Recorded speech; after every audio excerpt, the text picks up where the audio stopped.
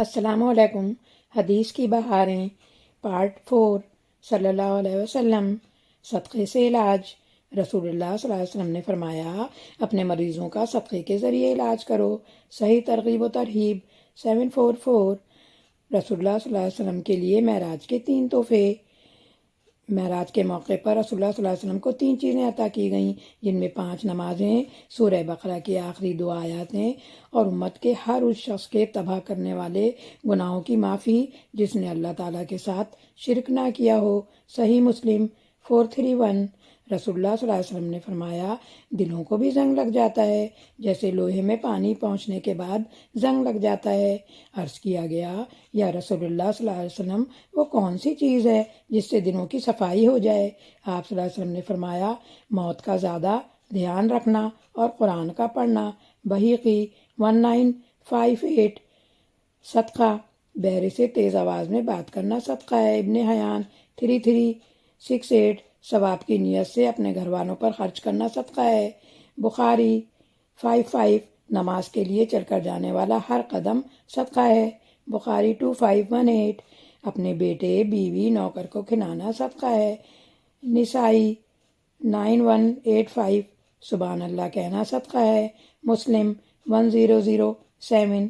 آپ صلی اللہ علیہ وسلم نے فرمایا، جو شخص صدقہ دیتا رہتا ہے اور اپنے رشتے ناتے والوں سے اچھا سلوک کرتا رہتا ہے، خدا اس کی عمر کو دراز کرتا ہے، اس کو بری موت سے بچاتا ہے، اس کی مصیبتوں اور آفتوں کو دور کرتا ہے۔ گناہوں کا بوجھ ہلکا کیجیے۔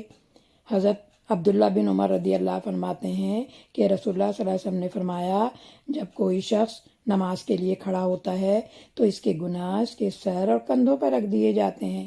جب وہ رکوع و سجدے میں جاتا ہے تو وہ گناہ گرتے رہتے ہیں۔ صحیح ابن حیان 1734۔ رسول اللہ صلی اللہ علیہ وسلم نے فرمایا، کسی کام کا بدلہ دینا صلہ رحمی نہیں ہے، بلکہ صلہ رحمی کرنے والا وہ ہے کہ جب اس کے ساتھ صلہ رحمی کا معاملہ نہ کیا جا رہا ہو تب بھی وہ صلہ رحمی کرے۔ صحیح بخاری 5991۔ سلسلہ نبوت مکمل ہو گیا۔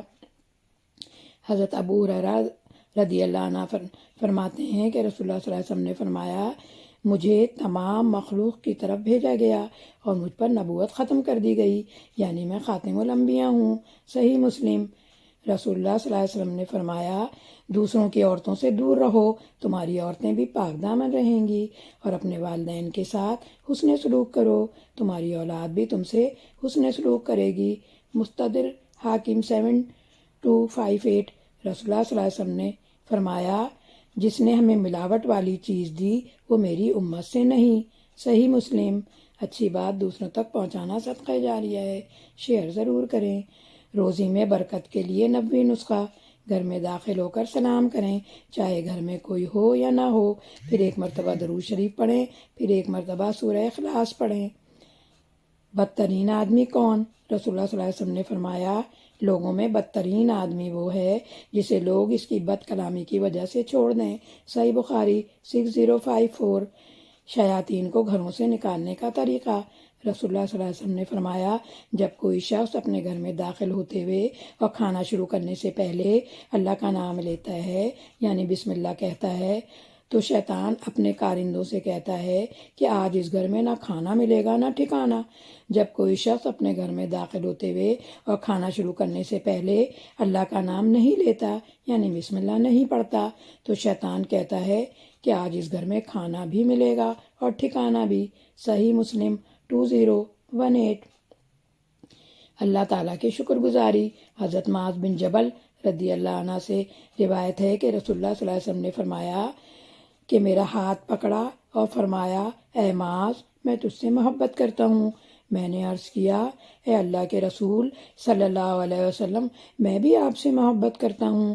رسول اللہ صلی اللہ علیہ وسلم نے فرمایا، پھر تو کسی نماز میں یہ دعا کرنا نہ چھوڑ، اے میرے رب، میری مدد فرما کہ میں تیرا ذکر کروں، تیرا شکر کروں، تیری عبادت اچھی طرح سنوار کے کروں۔ 1304۔ نسائی کثرت عمل نہیں ہمیشگی مطلوب ہے۔ آپ صلی اللہ علیہ وسلم نے فرمایا تم اتنی ہی نفلی عمل کرو جتنا تمہاری طاقت ہے، اللہ کی قسم اللہ تعالیٰ ثواب عطا کرنے سے نہیں اکتائے گا یہاں تک کہ تم ہی کثرت کی وجہ سے عمل سے اکتا جاؤ۔ اللہ کے ہاں دین کا وہی عمل پسند ہے جس پر عمل کرنے والا ہمیشگی سے پابندی کرے۔ صحیح بخاری 1834، صحیح بخاری 43، صحیح مسلم 1834۔ صلی اللہ علیہ وسلم۔